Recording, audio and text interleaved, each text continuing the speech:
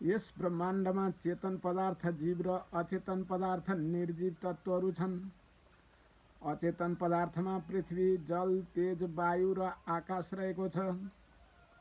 क्रमशः आकाशबाट वायु, वायुबाट तेज, तेजबाट जल, सूर्य पनि जल स्वरूपमा अवस्थित छ। स्वभावमा तेजोमय छ र जलबाट बरफ, चट्टान हुँदै पृथ्वीको सृष्टि भयो। पृथ्वीमा सप्तद्वीप रहेका छन्।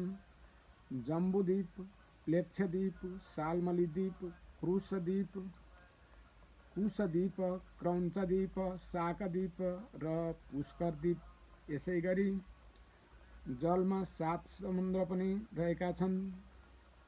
छारोद, इच्छुरोद, सुरोद, घृतोद, क्षीरोद, दधिमण्डोद तथा शुद्धोक। जुन समुद्रमा छारोदमा नुन, इच्छुरोदमा उखु, सुरोदमा मदिरा, घृतोदमा घिउ, क्षीरोदमा क्षीर, दधिमण्डोदमा दही तथा शुद्धोकमा मिठो जल तत्त्वको व्याख्या गरिएको छ। तेजमा सूर्य, चन्द्रमा, तारागण, अग्नि तथा वायुमा 5 प्राण तथा उपप्राण र आकाशमा सम्पूर्ण तत्त्व रहेको छ। यीमध्ये प्रकृतिको चेतन पदार्थमा जीव उत्पत्ति 4 प्रकारबाट भएको छन्: स्वेदज, अण्डज, जरायुज र उद्भिज।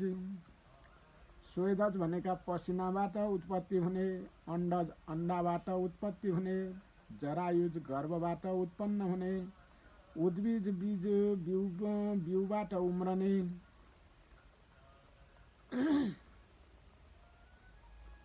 यी सबैमा जीव तत्त्व रहनुको पछाडि प्राण शक्ति छन्। सांख्य मतमा प्रकृतिलाई ज्ञेय भनिएको छ। प्रकृति र पुरुषको भेद जानेपछि कैवल्य मोक्ष मिल्दछ। यसै कारण प्रकृति स्वरूपलाई राम्रोसँग नजानिकन उसलाई पुरुषको भेद थाहा हुँदैन।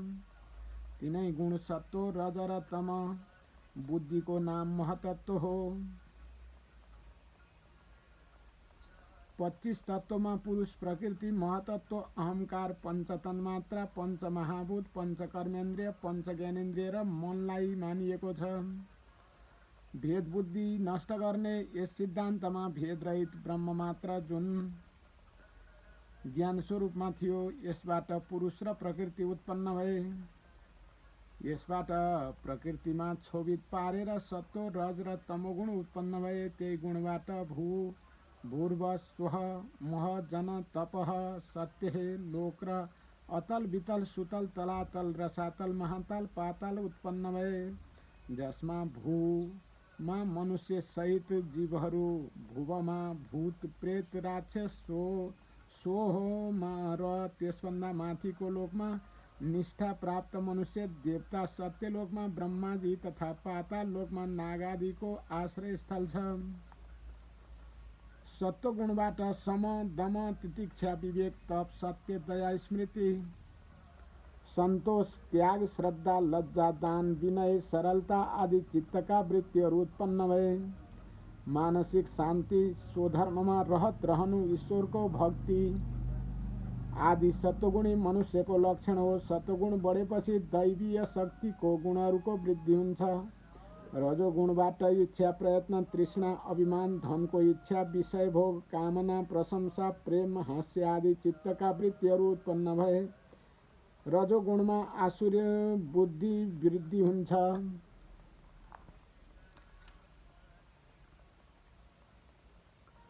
तमोगुणबाट रिस, कृपणता, मिथ्या भाषण, हिंसा, कलह, शोक, मोह, निन्दा आदि चित्तवृत्ति उत्पन्न भए। तमोगुण बढेपछि राक्षसी बल बढ्दछ। सत्वगुण प्रकाशशील, रजोगुण क्रियाशील, तमोगुण स्थितिशील छ। त्रिगुणको साम्य स्थितिलाई प्रकृति भनिन्छ। प्रकृतिबाट महतत्व, महतत्वबाट अहंकार, आकारबाट पञ्चतन्मात्रा, पञ्चतन्मात्राबाट एकादश इन्द्रिय तथा पञ्चमहाभूत, पञ्चमहाभूतबाट सम्पूर्ण सृष्टि हुन्छ। यसकारण कारण कार्य र रूप यी तीन रूपलाई दृश्य भनिन्छ। उक्त तीन रूप संयोग विभाग धर्मशील छन्। यसैबाट संसार नित्य चलिरहन्छ। त्रिगुण साम्य अवस्था रूप लिङ्ग अवस्थाको प्रकृति हो। कार्य कारणमा लीन महतत्व अहंकार पंचतन मात्रा यी सात प्रकृतिको विकृत रूप उभय हो।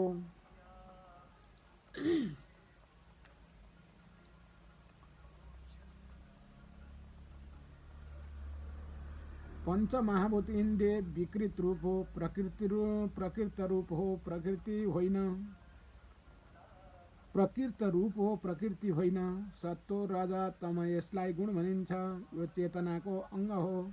अन्ततः शरीर एक आत्मतत्वद्वारा धारण गरिएको छ। त्यसैले आत्मा व्यक्तिगत होइन, विश्वात्मा हो। यही भएर चिरकालसम्म विश्वात्माले यस विश्वको धारण गर्दछ। यही आत्माको विशिष्ट गुण हो। उस स्वयं कर्ता नभएर पनि उसको गुणबाट स्वाभाविक कर्म आफै भइरहेको छ। जसरी चुम्बक फलामलाई प्रयत्न बिना नै आफूतिर आकर्षण गर्दछ, त्यसैगरी स्वाभाविक गुणधर्मको आधारबाट कर्म आफै सञ्चालन हुन्छ। जस्तै सूर्यले प्रकाश दिनु, अग्निले जलाउनु आदि। प्रकृत सृष्टि वा मानसिक सृष्टि। भागवतमा सृष्टि 9 प्रकारको बताएको छ। प्रकृति र वैकृत भेदले 10औं सृष्टि पनि मानिएको छ। सबैभन्दा पहिले ईश्वरको इच्छाबाट सत्व रज तम गुण प्रकृतिबाट महत्तत्वको उत्पत्ति भयो। अहंकारबाट पञ्चमहाभूत सूक्ष्म तत्व, 5 ज्ञानेन्द्रिय, 5 कर्मेन्द्रिय, भूत वर्णको पञ्चमहाभूत स्थूल वर्णको उत्पत्ति गर्ने पञ्चतन्मात्रा, वर्ग स्थिति, सृष्टि, ज्ञान, क्रिया, शक्ति, इंद्रिय का अधिष्ठाता देवता, मन, 10 इंद्रिय, अविद्या का 5 वृत्तिहरू, तामिश्र, अन्धतामिश्र, मोह, महामोह र तम। वैकृत सृष्टि। 7औं स्थावर सृष्टि 6 थरीका छन्। वृक्षादि, वनस्पति, औषधि, लता, त्वाक्सार, विरुद्ध र द्रुम, यसलाई स्थावर भनिन्छ। 8औं सृष्टिमा पशु पक्षी यी 28 प्रकारको भेदबाट छुट्याइएका छन्। यी तमगुण प्रधान छन्। 9औं मनुष्य, यो तमगुण प्रधान छ। मनुष्य, पशु पक्षी, स्थावर आदिलाई वैकृत सृष्टि भनिन्छन्। यसलाई देव सर्ग पनि भनिन्छन्। यसको अतिरिक्त कौमार सर्ग पनि छ, जसमा सनत कुमार ऋषि, सनक, सनन्दन, सनातन, सनत कुमार आदि तथा देवता, पितृ, यक्ष, राक्षस, गन्धर्व, अप्सरा, भूत प्रेत आदिको सृष्टि पर्दछन्। श्रुति, तात्पर्य तथा अनुभव यी 3 रीतिले 10 तत्व, सर्ग, विसर्ग, स्थान, पोषण, मनवन्तर, अति, ईशकथा, संख्या, मुक्ति र आश्रय वा अपाश्रयलाई ऋषिहरूले वर्णन गरेका छन्। भागवत तथा अन्य पुराणहरूको लक्षण पनि यही नै हो। यी 10 तत्त्वहरूको वर्णनलाई नै पुराण भनिन्छ। पञ्चमहाभूत, पञ्चतन्मात्रा, इन्द्रिय, अहंकार, महत्तत्वको उत्पत्तिलाई सर्ग भनिन्छ। प्रधान गुणको छोगुनाले महत्तत्वको महत्तत्वदेखि विविध अहंकार, वैकारिक, तैजस, तामस, अहंकारदेखि देवता, इन्द्रिय तत्व सृष्टि हुन्छ। विराट पुरुषद्वारा उत्पन्न गरिएको ब्रह्माजीद्वारा अनेक थरीको उत्पत्ति गरिएको छ। यसलाई विसर्ग भनिन्छ। ब्रह्माजीको मानसपुत्र मरीचि, नारद, पुलस्त्य, पुलह, क्रतु, दक्ष, प्रजापति तथा वशिष्ठ। मरीचि, अत्रि, अंगिरा, पुलस्त्य, पुलह, कतु, प्रचेता, वशिष्ठ, भृगु, नारद। 10 महर्षिको नाम मरीचिबाट कश्यप उत्पन्न भए। नाशवान सृष्टिलाई एउटा मर्यादामा राख्न विष्णु भगवानको जो महत्ता प्रकट हुन्छ त्यसलाई स्थान भनिन्छ।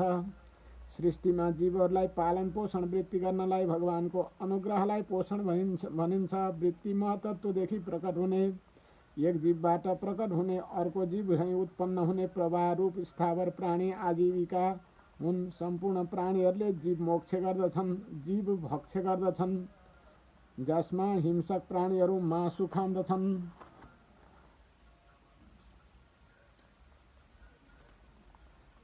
मासु खाएर नै उसको जीविका हुन्छ। अन्नभित्र पनि जीव तत्त्व रहेकोले शाकाहारी प्राणीहरूले पनि सजीव खाएर नै बाँच्दछन्। मनुष्यका लागि भने रागले अथवा शास्त्रका वचनले जो आजीविकाको लागि भोजन भोग्य बताइएको छ त्यही वृत्ति हो। शुद्ध धर्मको अनुष्ठान प्रजापालन आदि गर्ने अधिष्ठान मनवन्तर हुन्। मनवन्तर 14 मनवन्तर नै भूत भविष्य वर्तमान तीनै कालमा यथाचक्रले चलिरहन्छ। यसमा 14 मनुहरू मुख्य धर्म निर्माण गरी सृष्टि चलाउँदछन्। स्वयम्भुव, सरोचिस, प्रियव्रतका छोरा उत्तम, तामस, रैवत, चाक्षुष, वैवस्प, सावर्णी, वरुणका छोरा दक्ष, सावर्णी, उपश्लोकाका छोरा ब्रह्म सावर्णी, धर्म सावर्णी, रुद्र सावर्णी, देव सावर्णी तथा इन्द्र सावर्णीका यी 14 मनुहरूलाई कल्प भनिन्छ। अहिले वैवस्प मनवन्तर चलिरहेको छ। मनुका छोराहरू इन्द्र सप्तऋषि भगवानका अवतार र देवता यी 6 मिलेर एक मनवन्तर हुन्छ। प्राणी आफ्नो वासनाले जुन कर्म बन्धनमा बाँधिन्छन् ती वासनाहरू अति भनिन्छ। भगवानको अवतारको कथा र उनका भक्तहरूको चरित्र यस कथा भनिन्छ।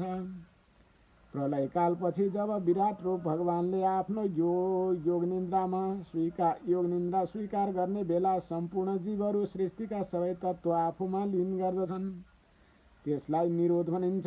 यस सृष्टिको 4 प्रकारले प्रलय हुन्छ: नैमित्तिक, प्राकृतिक, नित्य र आत्यान्तिक। त्यसलाई सङ्ख्या भनिन्छ। मुक्ति, कर्ता भोक्ता, तेरो मेरो भन्ने अज्ञानलाई नाश गर्ने सच्चिदानन्द घन परमात्मामा लीन हुनुलाई मुक्ति वा मोक्ष भनिन्छ।